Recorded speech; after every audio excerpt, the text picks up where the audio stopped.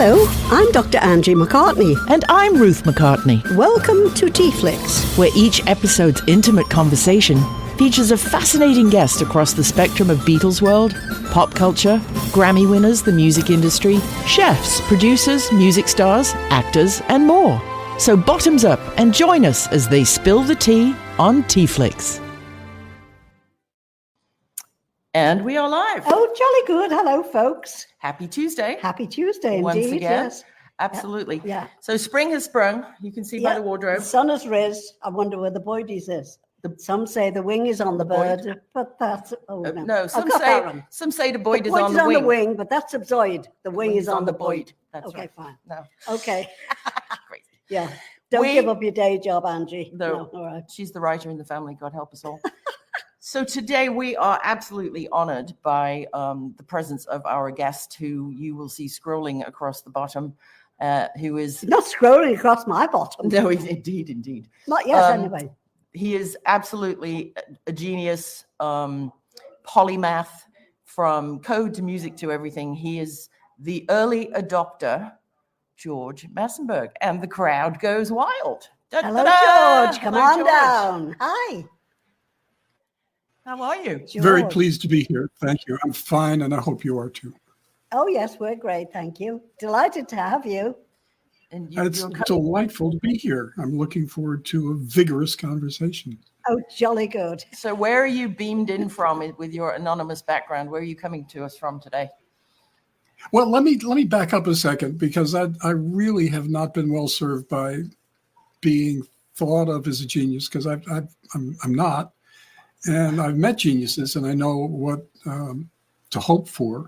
But the best thing that describes me is as I try new things, I'm a dilettante.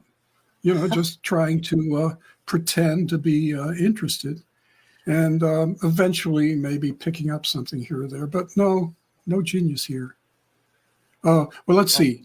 What have I done recently? Well. Always designing product. There's always something in the back of my mind in terms of something to improve recording. And I was asked by a class that I taught at Blackbird Academy, a brilliant bunch of kids, if there ever was one. Looking across my credits, saying, okay, so you've designed all this. They might have said crap. You've designed all this crap, and have you ever done anything useful? Meaning, have you ever done anything outside of audio? And no, I haven't. Kind of. I mean, the odd fix in the studio, but no, I'm pretty useless in any other field. I don't know. I mean, we're working on a project at the moment which is based on audio. Is the primary means of communication for the whole world. So I think without audio, there's learning is more difficult. Everything is more difficult without audio. And yet it's been pointed out that movies without audio, if they're good, there's still a picture. If it's a Sidney Pollack, if it's a good picture, it's still a good picture. Yeah. But movies without video, that doesn't work. So there's that. Yeah, you have definitely have to take the lens cap off if you're filming a movie. If you can remember, yeah. The required setting. So how on earth did this all begin for you? Was it the love of music first, or mathematics and coding and audio, or did it all just come about at once? Very much a love of music. My mother was a player and a pianist. I mean, not a professional pianist, but played. My whole family seemed to be musical. My brother, unfortunately, played the clarinet, which I found terribly annoying, and it's an acquired taste, the clarinet. But my mother would take us to by the time we were old enough to go to the symphony orchestra. And so I was immersed not only in real live music, but also, she had records. She had 78s from I mean, I remember listening to Bolero and having to change the 78 3 times because it came on 4 sides. Oh my And, God. Oh, wow. And then shifted my attention as I also grew up in Macon, Georgia, to the radio and what was coming out of R&B in the late 50s and early 60s. And let's say 60s. I'm not that old, but just the rawness and the story coming out of that era in American music, and it was brilliant. It was unfettered energy, and may I not avoid the subject? It was raw sex, and to how old I was, 8, 9, 10, that was exactly the ticket. That worked. Oh, sure. So, I mean, there was that, and sorry. Yeah, Oh, I mean, it found its way across the world, and specifically Liverpool, our hometown, being a big shipping port. That is where the American ships would come in, the Merchant Navy, and they'd have these records on board with them, and they'd trade them for English chocolate or cigarettes or a ticket to get in a club. And that was where Bob Wooler, the original DJ at the Cavern Club, would go down there and hang out with the sailors, if you know what I mean, and bring the records back. And it was Bob who introduced all of that R&B stuff to John Lennon, and that's why the Beatles started playing that stuff at the Cavern, because it was just so sexy. It traveled the world. So we'll circle back to my Paul story a little later, because that falls out of that. Yes, But I would want to say that I was never, because I played trombone and but was never terribly good at keyboards. But there was no real place for a trombone player in guitar music and in certain kinds of ensembles, certain kinds of records, pop records of the 60s. They were no competition for the English records coming in. And I pretty much would track the quality of the record. It really got my attention if there was a little bit more depth, if I could hear more depth in a recording. So West Coast recordings got ahead of New York recordings, just to generalize. And so I love the engineers making records in Los Angeles, Bones Howe and Lee Hertzberg and all those guys that worked at came through Gold Star and the downtown studios. Wow. And would listen to the sound, which blew me away as much as the music. Right. And there you go. Well, what was it they used to say back in those days? The ultimate definition of an optimist is a trombone player with a pager. With a beeper. I've heard that as a banjo player as well. So, I mean, it's flexible. Flexible. Yeah.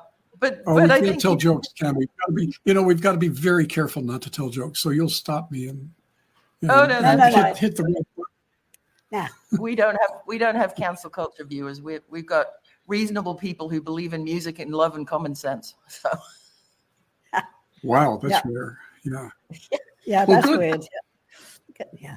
Yeah. So you said about the 78s that your mom would play. Would they still be on the old Bakelite format, or were they vinyl yet? They were Bakelite, and of course some of them were broken. But that was and this is coming out of the 50s. So we didn't. I mean, although we did have. When did we have the 45? The 45 was post the. Or along with the LP. Columbia was one, RCA was the other, and so we had those, but I didn't have a turntable and a system until I built it. And I've sort of, when I needed something, I've always built it. So what? Clever. Yeah. Wow. So did you know? Well, that's okay. I mean, piece of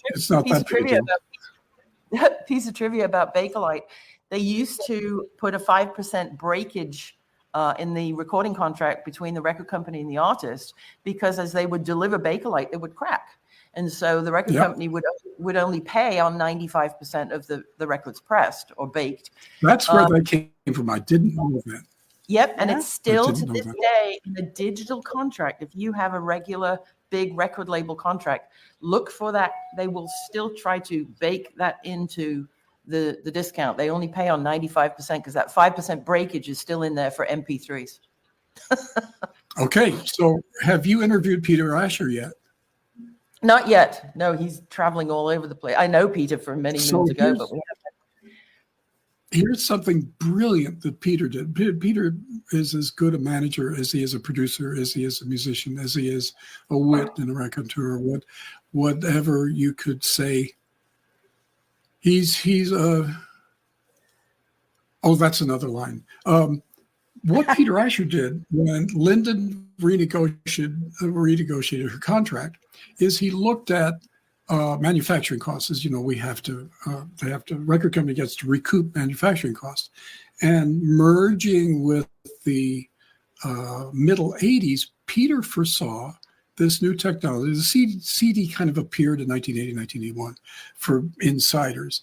But, you know, Peter keeps his eye on technology. And he looked at the contract and said, well, wait a second. Yeah, CDs cost $3 now, but they're likely to come way down. We're not guaranteeing you the cost of a CD at 1981 prices because it was $3, and they would eventually quickly go down to under $1 and then even lower, and now nothing. Now they're coasters, they're worthless. But he negotiated something called the black vinyl floor, which is just based on the manufacture in quantity at scale of vinyl LPs, and based Linda's contract on that. And he kept coming with brilliant things like that, but made Linda take notice.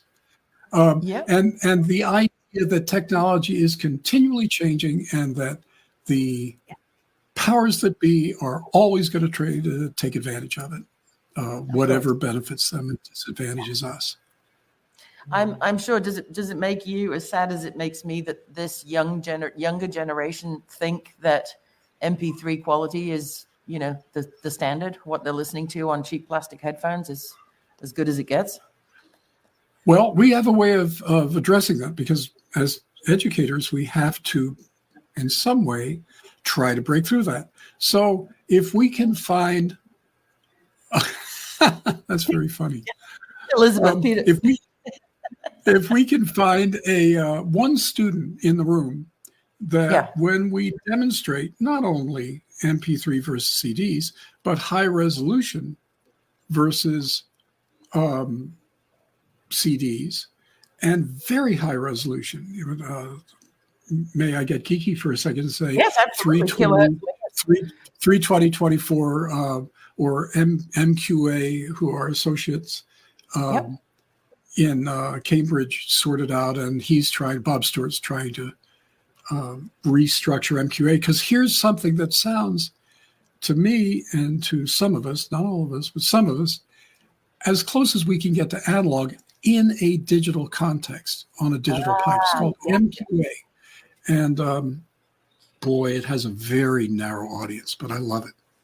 Because the records that I remember doing in analog, and analog is high resolution. There's no high resolution and low resolution analog, except to go back to cylinders. But high resolution analog has been with us since Mother Masters, when Edison went from cylinders to flat discs to copy Berliner's success.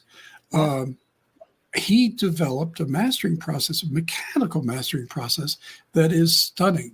And I work for the Library of Congress, and some years ago, we got an offer of Edison's original Mother Masters, and he played them and found extraordinary fidelity and response off of these old mechanical processes. Any process improves over time, because that's the way we are. We have to tinker and until we can sell it, and then we have to tinker some more. But I get off subject. Excuse me. No. It's fascinating. It's fascinating stuff. Absolutely. And I just think that it's such a shame, you know, that music is it's worked on very, very hard by lots and lots of people and talented people, and they're not, for the most part, making any money because of streamers and Spotify and things.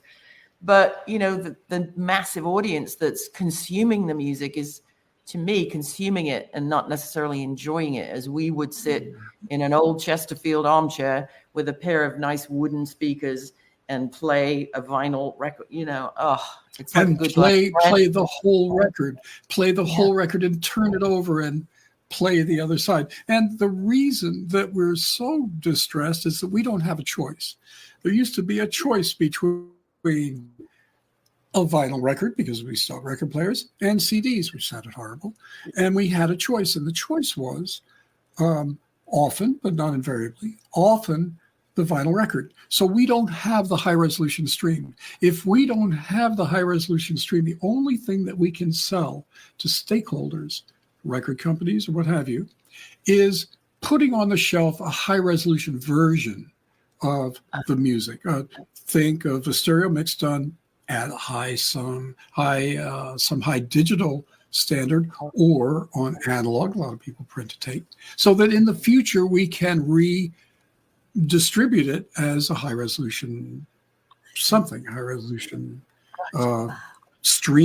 or a high resolution something. And also the multi-channel, when we're successful at making the case, if we sell an immersive mix, it's not for the current consumption, because there's no convenient way to pull it in.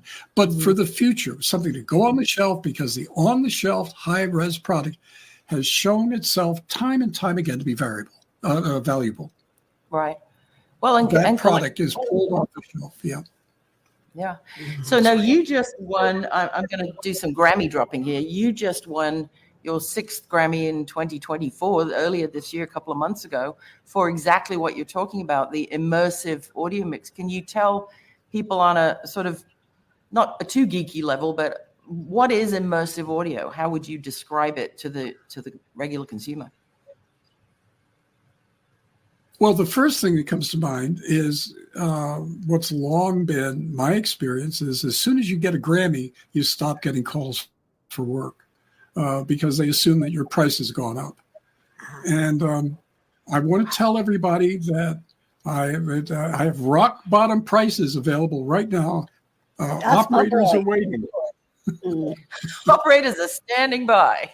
Absolutely. Yeah. It was for the Diary of Alicia Keys, right? It was for Diary, which I actually didn't participate in as much as some of the others, but I did stand behind my colleagues, in particular Anne Mincelli, who's the producer, who's brilliant and is yet to be heralded, but she's brilliant. And Eric Schilling, a mixer who I've worked with for many years, and Michael Romanowski, who's our mastering engineer. And what we had to do from the very, very beginning, from before Grammys or anything, before we were a twinkle in anybody's ear or a twitch in anybody's, we had to figure out what was wrong and figure out how to make it work. And there was a lot wrong when we started mixing. Everything was wrong, and everybody was lying. Now, this is the age of lies, so it's understandable. But I mean, you're not supposed to lie about technology, because we can measure it and prove you a liar if anybody would listen. But we had to figure it out. We had to figure out what a good immersive mix actually was and wasn't. And what wasn't was the thing that Dolby does with spinning things around to show you that all the speakers you've just bought kind of work. But it's not music. It's not a record, and it's improvable. And that's what we did. We would decide that it had to be the hit. When you put on an immersive record, you had to hear the original hit, because we're doing remixes. Right. If we were doing original work, it would have to rock. Enough with this spinning shit around. It would have to rock. And having a record that had been a hit, remixing that meant that if it didn't rock, go home, because Yeah. that's not going to get an audience. If they come to hear the artist, if they come to hear the music, they come to hear the record, we have to get that right, even though we make it larger Yeah. and more, I want to use small I immersive, more engaging. It's certainly way more detailed. So for a great production, and a lot of the Alicia original work was great production, because it's Alicia producing in a high quality studio and hearing detail and adding subtle things. Right. There, I've used the S word. And MP3s strip out more subtle content. Right. So we had a platform, a carrier, a delivery system where people could hear, hey, there's strings in the chorus and they're beautiful. I want to listen to this again. Aha. That's where immersive playbacks have left a lot of people in the cold. Why should I hear this guy? Okay, I know what it is. Shit's flying around. Yeah, great. Next. But actually something that's emotionally engaging and that you want to hear again. That's the magic. The goal. Yeah. The magic part. Wonderful. And as an educator now, with the how did the Met Music Engineering Technology Alliance come to fruition and come to be founded? And what is really your battle cry for educating the next generation of George Massenburgs? 2 questions. Whoa, bloody hell. I don't know. Well, second question, definitely second. First question is where it came from is, I mean, let's be honest. We're geeks. We speak a geeky language. If I slip into extreme geek talk, you'll stop me, I hope. But the thing is, there are only so many people we can talk to, and other engineers. Right. I mean, Peter Asher says terms engineers as very much like hairdressers. We're always bitching about somebody else's work and about bad clients, and we're like bad hairdressers, not even good hairdressers. So, I mean, when we slip into geek, it helps greatly to have a friend at our side that speaks geek. And wow, we have a great time, and we eat together, we drink together, and we talk geek together. And so at some point, or very early on, and I'm less mentioned than my comrades, and I'm glad to take a back seat here. Phil Ramone, kind of the grandfather of modern recording. Yep. Or I don't know, I have to come up with a better term than that. But he, just started talking about, we ought to get together. And so we started getting together in small groups of us. Doug Sachs and I, Doug Sachs, who created mastering. Make no mistake, it came out of the mastering channel at Doug Sachs's place, and eventually was made famous by his direct-to-disc records. And they are real collector's items now. But Doug Sachs would get together, and I would get together when his wife would be in art school learning how to paint, every Tuesday night, and then later every Thursday night, for 5 or 6 years, every week, and invite somebody to come in and sit in. And it got to be a thing. Always ate at Musso Frank's, which I'm sure you know. And Doug Sachs would always have the chopped salad, and I would usually get the roast chicken, and so on and so forth. But we invited the best minds in the business, and only had a few sort of negative experiences. A negative experience like somebody saying, I don't know what you old farts, and this was a long time ago. We were not old yet. I don't know what your old farts are trying to do, but this isn't working. But generally, people remember this. But it's an extension of that. The more we talk and are able to say, that especially to Elliot, well, to all of us, and say, you did that record? To Sylvia, you did too? Well, they were great. What's it like working with that producer? And then we tell producer stories and musician stories. And especially with Elliot, because Elliot and I crossed paths a lot. And Jimmy and I crossed paths. Yeah. That's Elliot Shiner from, just off the top of my head, Steely Dan and Acura fame, who is part of your Met Alliance, right?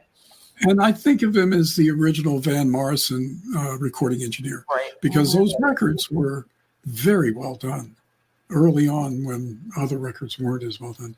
But yeah, and so it's the guys in our group, and we're thinking of inviting friends in and talking to them, and because we're fans of. I'm a huge fan of Bill Schnee's work. He's just to watch him work. He dances on a console like I wanted to do, and eventually learned how to move very quickly on an analog console before automation and before I improved automation. I did one of the systems. That's where George and I crossed paths. That's another story for later. Okay. Yeah. Oh, then there are many stories there. So that was really kind of the genesis of the Met Music Engineering Technology Alliance, right? And I mean, past members have been none other than, Ed Cherney, Al Cherney. Yeah. Yeah. And Phil Ramone was a founding member. Wow. And so, but your credo is really about educating, not just kids, but people really who want to understand your industry, right? And it comes down to a subject that's simple to state, a little harder to imagine, and nearly impossible to teach. And that is critical listening and critical analysis of recordings. Okay. Critical listening, really understanding what it is when you can deconstruct a record, a music recording, let's say, and to understand in as much detail as listenings will give you. And it happens time and time again, guys, when the Beatles came out with CDs and we heard parts on the CDs that we'd never heard on the records, and then went back to the vinyl and heard parts on the vinyl that were nicer than things on the record. That's critical listening. What are people actually talking about when they say records are better? I don't think records are better. I'm a technologist through and through. I think we're improving digital quite a bit. We've taken giant steps in improving converters, and we're just waiting to get rid of MP3. Right. But we can teach MP3. But when you teach critical listening, here's a detour, and you'll stop me if it gets too geeky. But I listen as a producing engineer, high resolution file types. We'll come back to that. Remind me of that. As an engineer, I'm listening from the head, the heart, and the guts. From the head is the perception of something wrong. There's a crackle. Where's that crackle coming from? And given my experience with crackles, I can say that sounds like a loose pin on a mic cable. That sounds like more often a bad guitar playing. From the head, there's a buzz. There's a buzz. And then you have to decide who to negotiate with, your heart and your guts. Now, your guts tell you, this take started great. You stop and I will kill you. So the head and the guts are now at odds because the head hears a buzz coming from the guitar and the guts say, don't fuck around. And, right. and the heart is for a love song and the passion in a performance. And again, these three things, these are like three gnomes that are battling it out while a take is going on. And I'm trying to say the right thing. And invariably, it's to just shut up.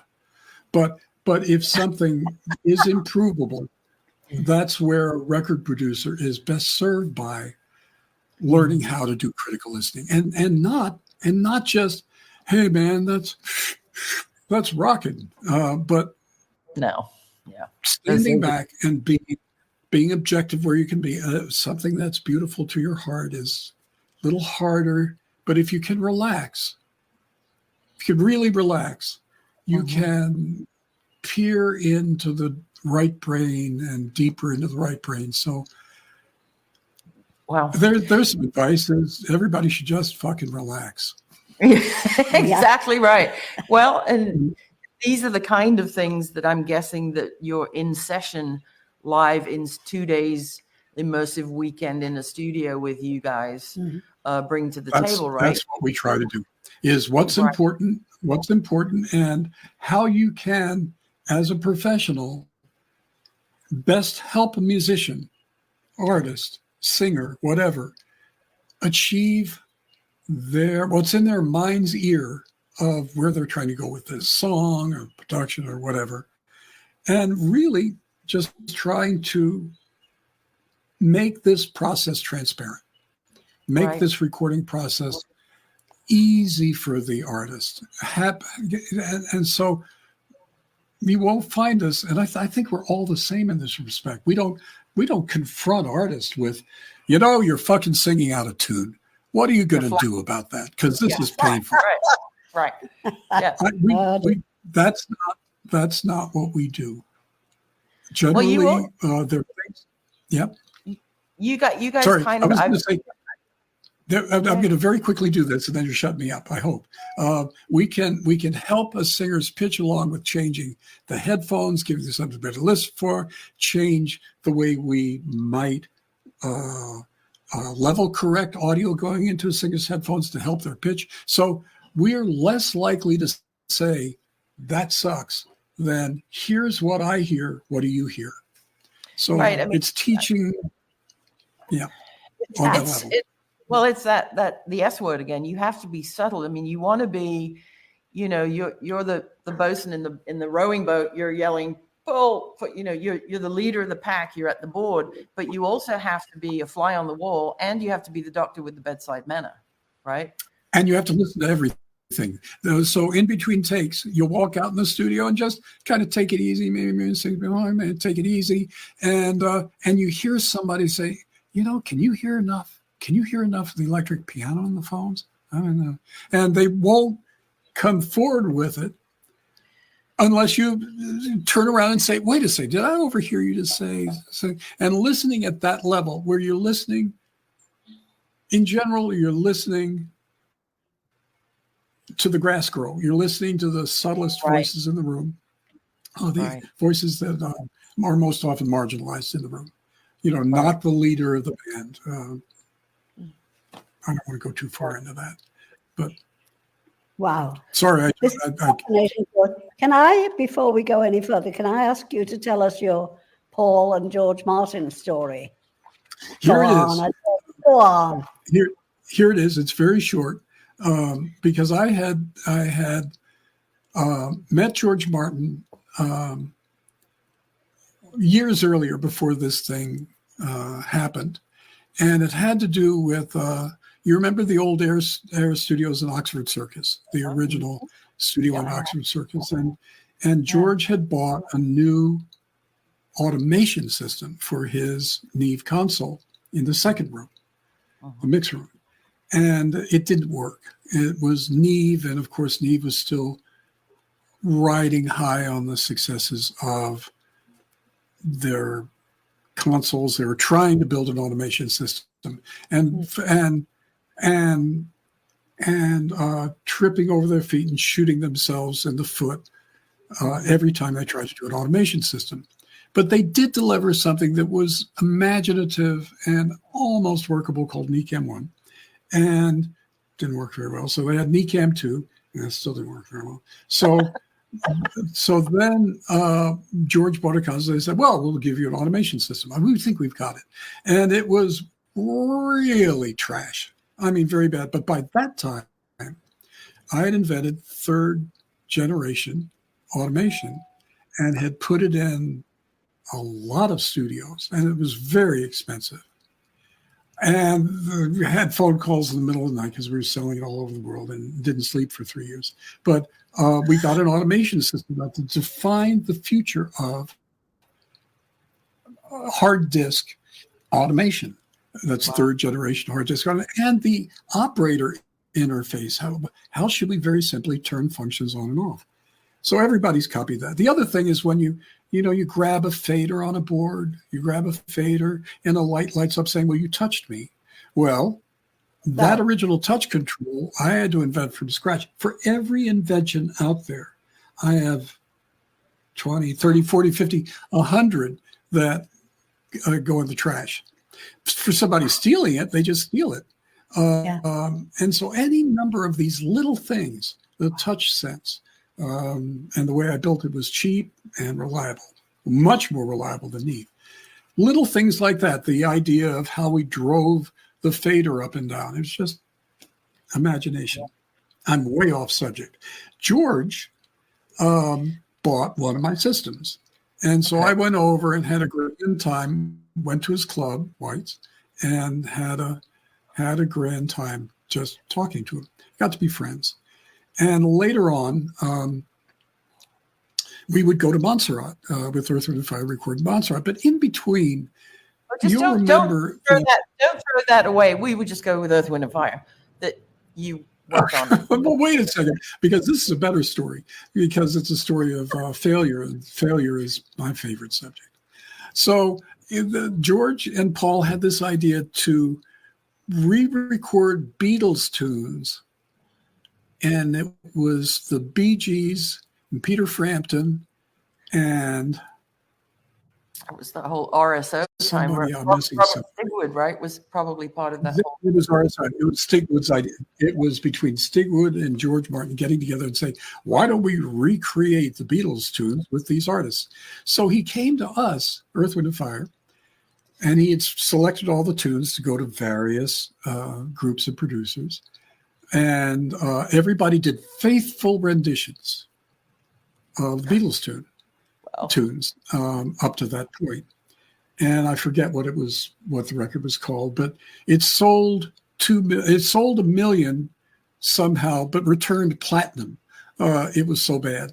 What we chose to do was just to reinvent the song. And that's how we did Gotta Get You Into My Life. It's a shuffle, but it's way different than Paul's version.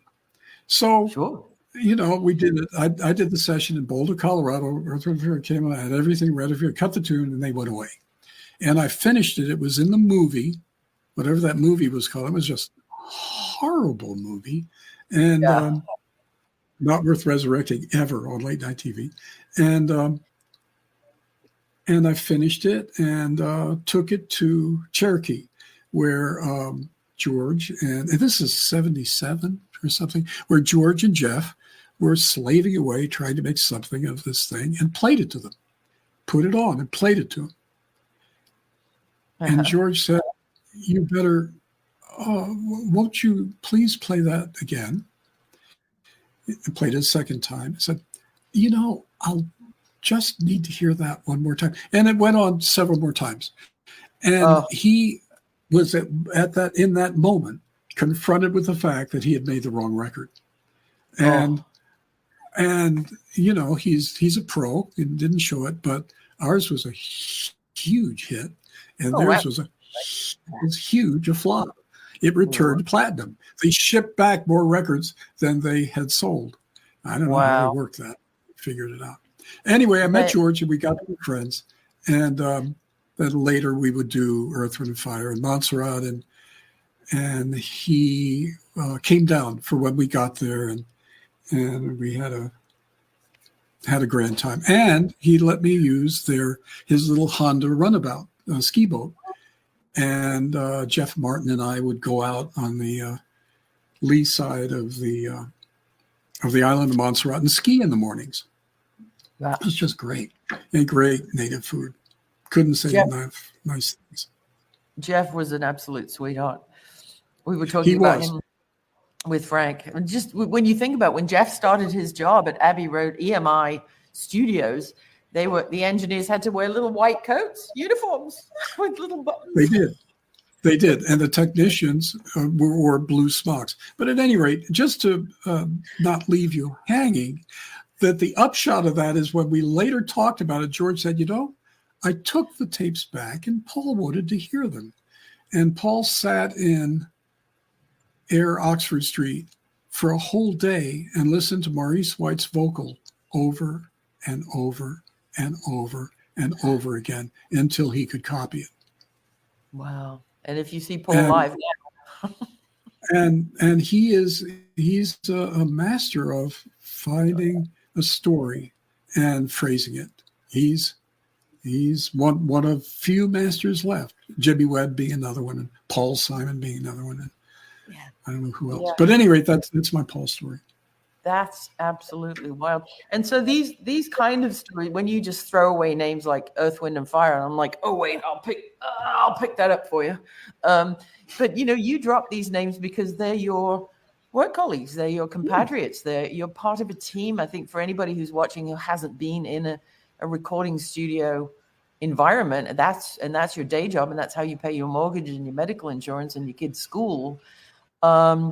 It's a dead serious job, but you guys, the producers and engineers, you have to make it fun. Otherwise, the artist can't deliver. The pressure is kind of. It has to be fun. It has to be fun. Jimmy Buffett did some years ago, but did a whole string of records at my studio when I owned a studio in West LA, and you have to get to be friends with Jimmy because he's always brought the right foods. He's always got a hot dog machine and a popcorn machine, and he used to be a heavy drinker.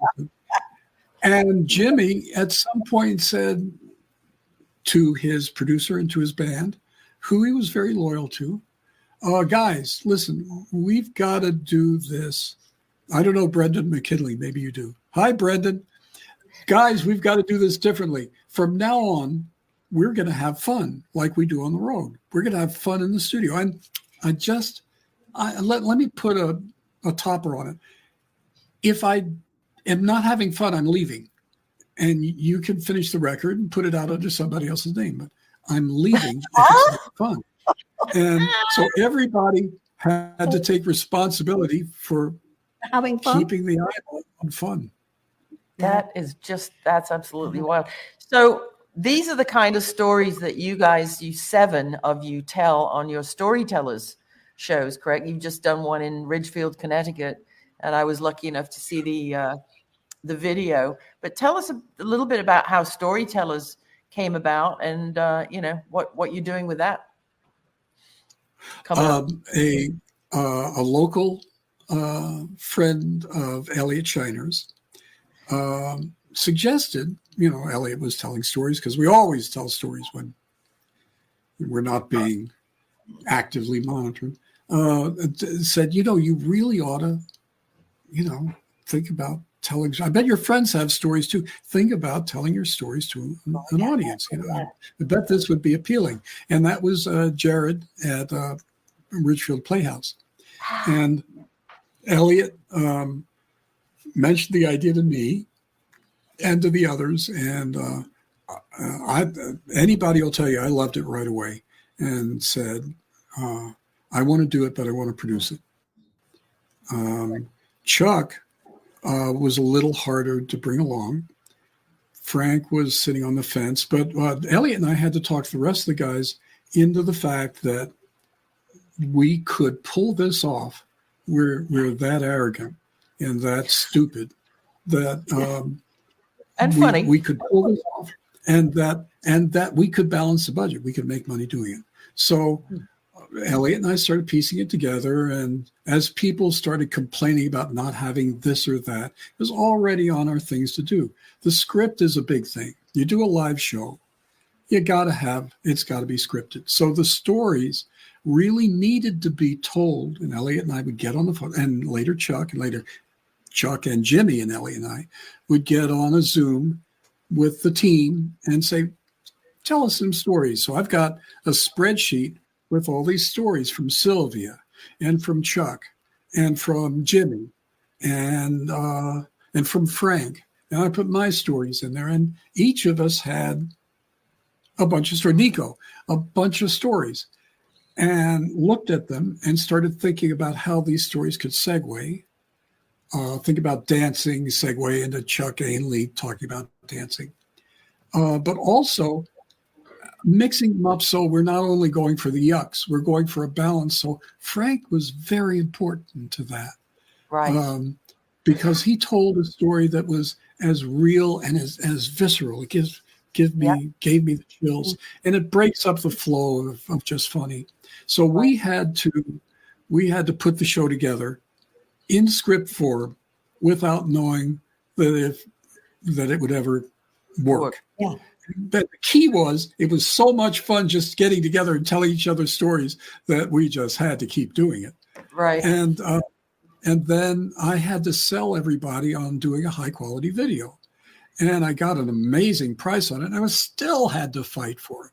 So at that point, Elliot and I, at any stopping point, Elliot and I would say, and later Chuck would say, look, if there's any problem, we'll underwrite it. We'll pay for it. Oh. If there's any problem with video, I'll pay for it out of my pocket because I know this is going to be valuable. So that was the compelling argument to some of my colleagues that, I don't know, that's a lot of money. It wasn't. It was $4,000 for a couple of red cameras and a couple of black magic. Wow, that is a good deal. High quality video. I've been doing video for 13 years. The guys, they don't get it. How could you know anything? I've been producing and directing operas and symphonies and small ensembles and special projects for 13 years in Montreal. And the time would have been wasted completely had I not learned a lot about video and a lot about direction and a lot about opera. Right. Well, I would go see the Storytellers anytime. I know the audience, you guys haven't seen it yet, but I think the story you're referring to, Frank talked about on TeaFlix here, was he was in Botswana recording the African people tribals thing, and one of the choruses was Apollo, Apollo, Apollo, and he was thinking it was the Greek god, and the connection between these people who are literally living in the bush, who had been either seen or told about or handed down through generations. Apollo 11 in the summer of 1969 streaked across the sky, which is how they navigate. And they are still singing in 2020, a story about something that happened one night in 1969. If that's not the power of music and longevity and preserving language, I don't know what is. I think you're right. And I think that hidden culture, or that marginalized cultures that's our ticket to engaging the rest of the world. Because, and let me add something else. The thing about production is, after you think you've got a song, but finding a song is a whole nother set of skills, and identifying that song. And I've learned from the best some clues to identifying a song. And two things are key. One is a cultural relevance, and the other is authenticity. And whatever authenticity means to you, maybe it's just an authentic cowbell. You say, I know that cowbell anyway. But it's authenticity. And more authenticity, the better. Well, nothing is more fake than some of the pop records that we worship. And yet at the same time, they can coexist, and they can coexist because we have this other wealth of records for the last 130 years. It's been 130 years we've been making music recordings. I know because we get to hear them at Library of Congress. And boy, some of them are just great. They're worth going back and revisiting. Right. But that idea that it's important beyond the immediate gratification of the modern generation of TikTok users. TikTok users, I have great respect for. I need you. We all need you. But listen, guys, that's not music. That's clever, and we like it. That's the Sunday comics, and I watch them and love some of them. But music will take you somewhere else if you allow it to do so. Well, I look at some of these people making music now on apps on their phones versus people like you and the Met Alliance members who make real music.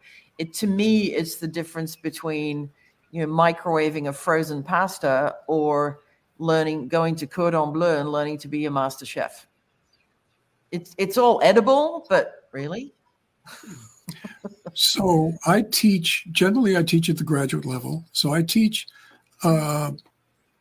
practitioners that have already been through undergraduate something. And we always require they have an instrument and some technical background at McGill and the Schulich School of Music. Other schools, not so much. Berkeley, you can be pretty much a novice when you come in. They'll teach you something.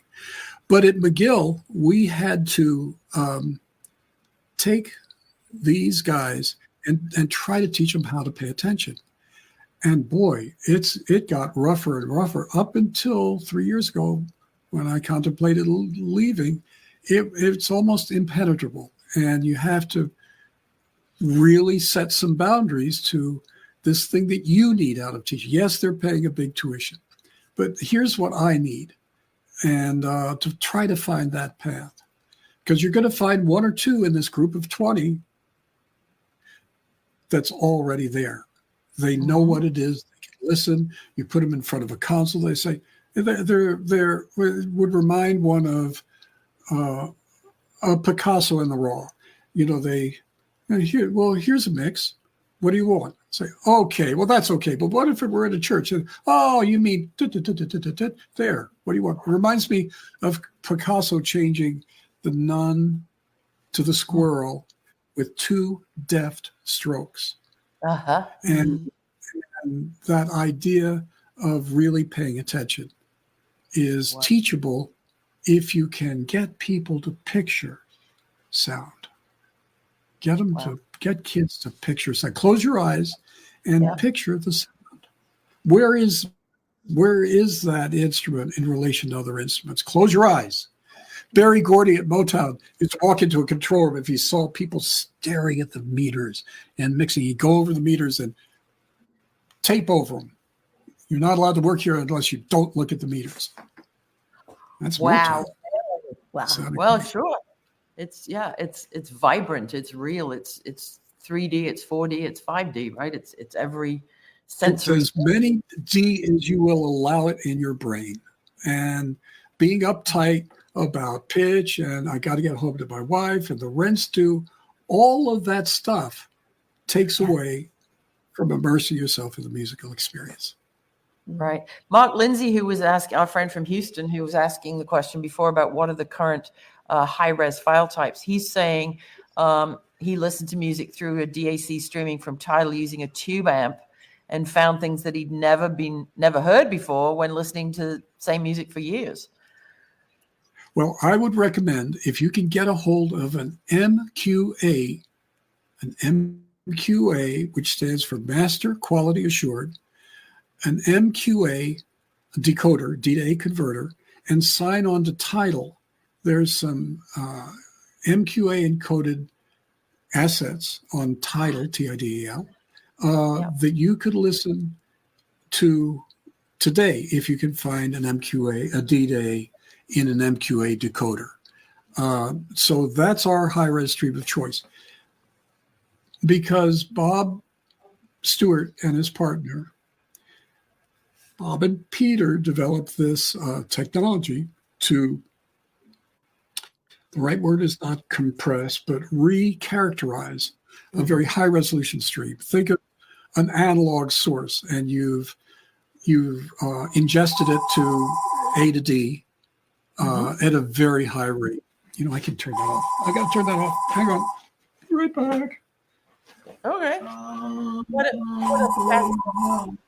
mind. Okay, so incredible. MQA process is a way to recharacterize high-resolution digital streams and to send them out as 4824. So what you're listening to in Tidal is 48, 24-bit, 48K, which everybody can do now.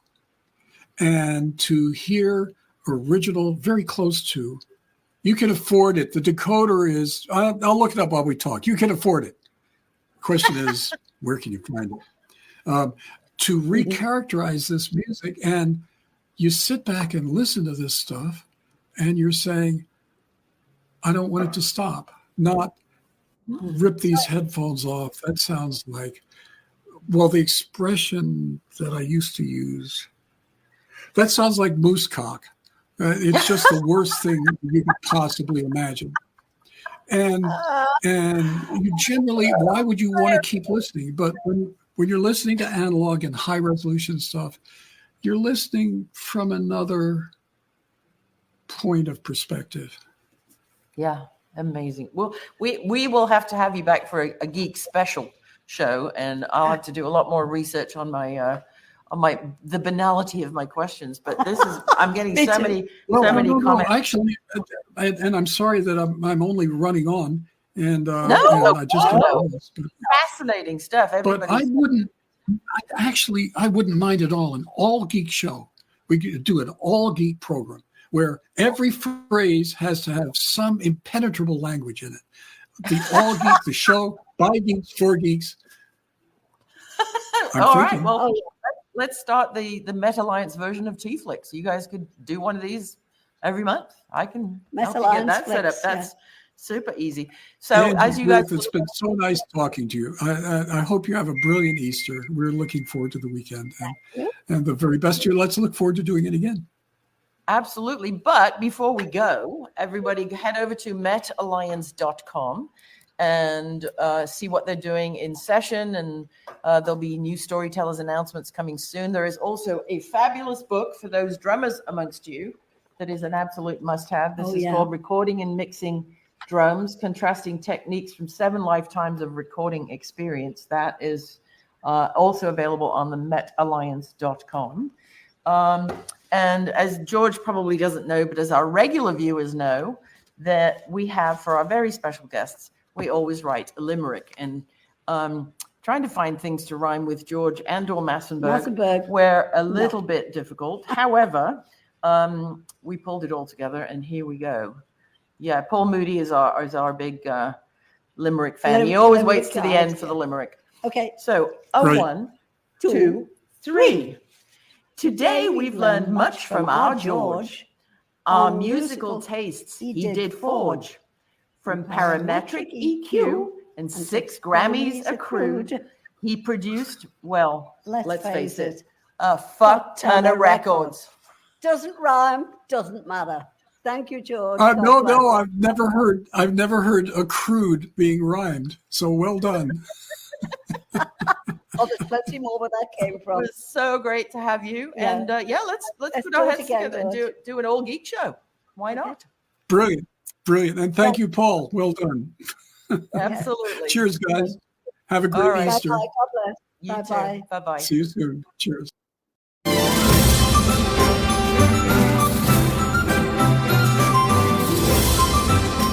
Thanks for tuning in to TeaFlix, and check out Dr. Angie's books, Organic Teas and CBD, at mrsmccartneysteas.com. Toodle pip!